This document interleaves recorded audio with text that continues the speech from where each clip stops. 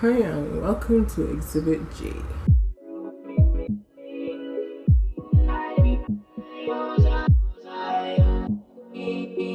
I forgot to mention in my last video that at 100 subscribers I'll do another Q&A through my Instagram again. So if you have not followed me as yet, you can do so by typing in the name that appears on the screen. So today I'll be telling stories of my experiences with boats. It's a little strange, I know, but I was talking to my friend the other day and we were talking stupidness, the usual. And then they said to me, whatever floats your boat. And I was like, funny enough, I've had some experiences with boats that are just interesting. And then they were like, yeah, that sounds like the next story time. And I was like, yeah, sure, why not? So my first experience with riding boats was the TNT Express.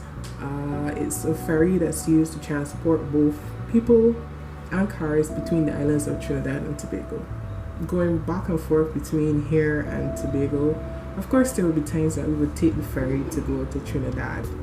That boat was an experience because on one way back, either to Trinidad or going back to Tobago, one leg of the journey was rougher than the other, so the boat was just going at it.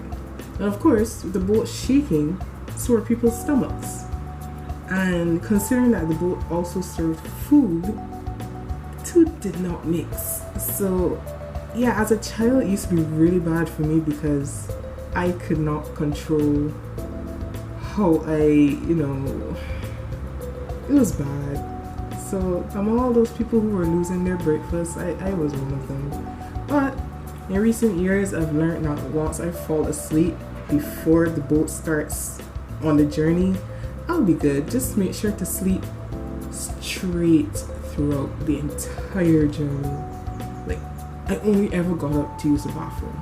My next memorable experience on a boat was a glass bottom boat where we went to see the Buca Reef. Buca Reef is in Trinidad or Tobago? I think Tobago. Correct me if I'm wrong. But yeah, we went to the Buca Reef and it was really nice. You got to see a lot of fish and it was really cool because it was like a shallow pool of water in the middle of the ocean. And you got to literally stand up and it was calm, like right in the middle of the ocean. It was really cool. But I was angry because I did not travel with a swimsuit. I blame my mother for that because, being young, she used to be the one to pack our suitcases whenever we would go there. I had to wear a tights and oversized t-shirt. And I was angry because there was a really good looking guy there on the boat with us, and that did not sit well with me. Third experience on a boat was a cruise. Cruises are amazing. You get to see like different pockets of different countries. Although you're only there for like a day or two depending on the cruise you go on. I got to see Mayan temples and so many other things that you wouldn't see on a Caribbean island. Well, maybe you might, but things that are unique to me that I was very interested in seeing. It's really cool to be able to see like different parts of cultures, get these souvenirs that sometimes stay with you your entire life. Like I have this shirt from Mexico that I been wearing, like my life depends on it, from a cruise we went to in 2018. The first time I went on a cruise was 2013, I think. Yeah, 2013. So yeah, that was nice. That was a good experience on a boat. Memorable. My freshest memory of being on a boat was at CAS. This is the Caribbean. This is the Caribbean. Why can I remember it? CAS stands for the Caribbean Association Sub-Regional Council, or Caribbean Award Sub-Regional Council, but it's a Duke of Edinburgh journey that we take to another Caribbean island. Duke of Edinburgh is an award scheme.